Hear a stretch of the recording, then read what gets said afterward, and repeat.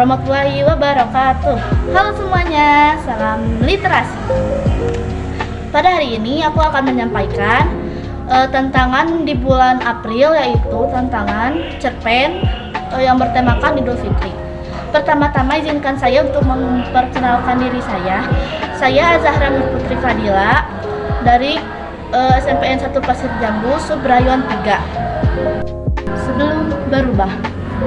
Sebelum datangnya bulan Ramadan, aku pernah menjadi anak yang kadang malas dengan apa yang seharusnya aku kerjakan, dan juga kadang kurang sopan terhadap orang yang aku jumpai dimanapun, maupun yang lebih tua dariku ataupun yang lebih muda dariku. Emosiku saat itu tidak dapat dikontrol. Kadang sabar, kadang enggak. Kadang naik, kadang turun. Layaknya layang-layang yang terbang naik karena angin dan turun akibat talinya yang terpotong oleh ranting pohon yang terus memanjang luas.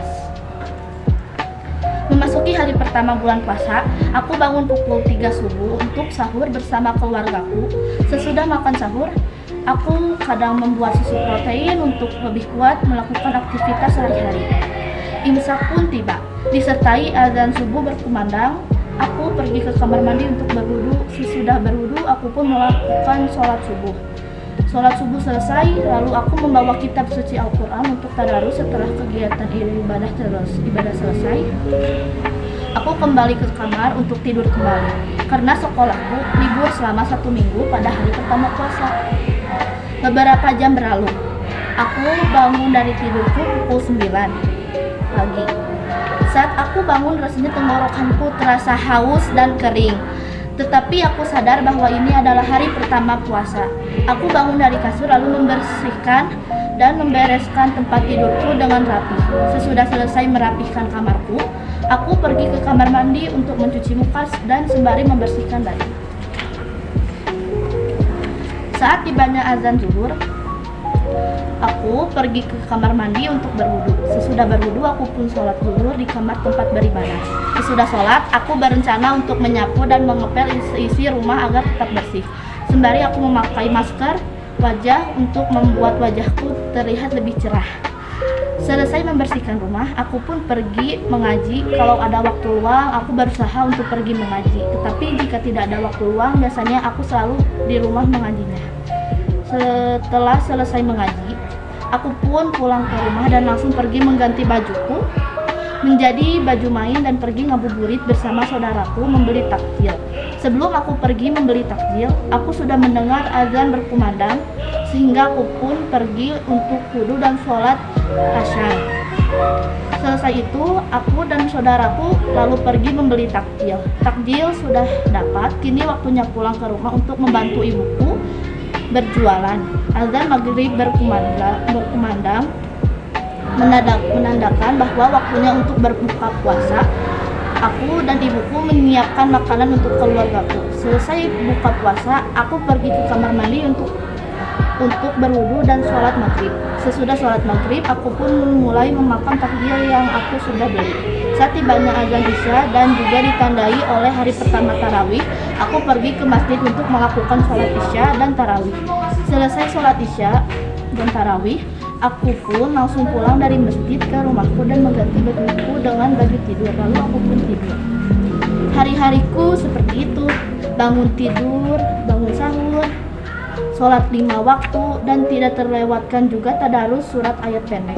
Sampai akhirnya hari liburku berakhir selama 1 minggu. Lalu aku pun masuk sekolah untuk melaksanakan sekolah pesantren kilat di sekolah selama 1 minggu.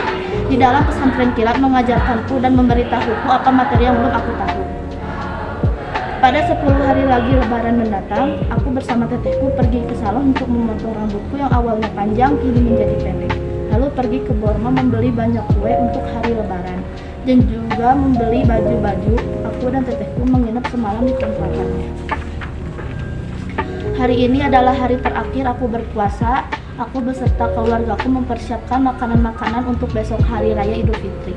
Suara takbiran berkumandang jelas membuat hatiku merasakan rasa tidak ingin kehilangan kebahagiaan saat-saat aku berpuasa. Aku membantu keluargaku membersihkan halaman rumah supaya lebih rapi dan bersih saat besok lebaran mendatang. Tidak lupa aku membeli bahan-bahan yang kurang ke toko, dan tidak lupa juga membantu ibuku membuat rendang. Dan itulah kegiatan terakhirku selama berpuasa. Aku tak akan sia-siakan momen penting yang pernah terjadi selama 1 bulan berpuasa. Hari ini adalah hari raya Idul Fitri. Aku dan keluargaku menggunakan pakaian yang bagus dan sopan. Kami sekeluarga pergi ke masjid umum untuk melakukan sholat Idul Fitri. Sesudah selesai, kami bersaliman dengan warga-warga di jalanan, lalu kami pulang ke rumah. Sampai di rumah, kami saling meminta maaf satu sama lain, mengakui dosa yang membuat orang yang lebih tua merasakan hal-hal sakit selama berpuasa. Aku pernah memakan makanan yang belum aku pernah makan, dan terkadang aku selalu menyendiri di dalam kamar karena aku merasakan bahwa tempat ternyaman adalah kamar. Kalau ada yang bertamu, aku biasanya selalu bersembunyi di dalam kamarku, entah kenapa alasannya. 2 hari berlalu setelah Lebaran Idul Fitri, aku dan ayahku pergi berziarah ke makam bundaku yang jauh dari halaman kampungku saat ini. Aku berdiri di depan makam bunda dengan hati yang bersalah karena sudah lama aku tidak berziarah ke makamnya. Dan aku melupakan kewajibanku untuk membersihkan makamnya. Di sana aku hanya bisa menahan rasa sedih karena tidak adanya sosok orang yang telah melahirkanku ke dunia ini, yang seharusnya ada di sisiku. Aku yakin bahwa Bunda selalu ada di sisiku dan selalu menjagaku dimanapun dan kapanpun. Walaupun aku tidak bisa melihat sosoknya, tetapi aku sadar bahwa Allah Subhanahu wa Ta'ala selalu ada di sisiku. Aku membaca doa dan menangis dan meratapi kematian bundaku waktu aku masih kecil. Setelah aku berziarah ke makam ibuku, aku pun pergi sebentar ke keluarga bundaku yang lebih jauh dari makam bundaku. Di sana aku merasakan kesenangan karena adanya bibiku, pamanku. Aku buat nangis. Ya, ternyata jahilku belum hilang juga ya. Sesudah itu, aku dan ayahku pergi pulang ke rumah, kembali ke rumahku. Di sana sudah ada keluarga dari abahku dan tidak kusangka aku mendapat uang THR dari keluarganya.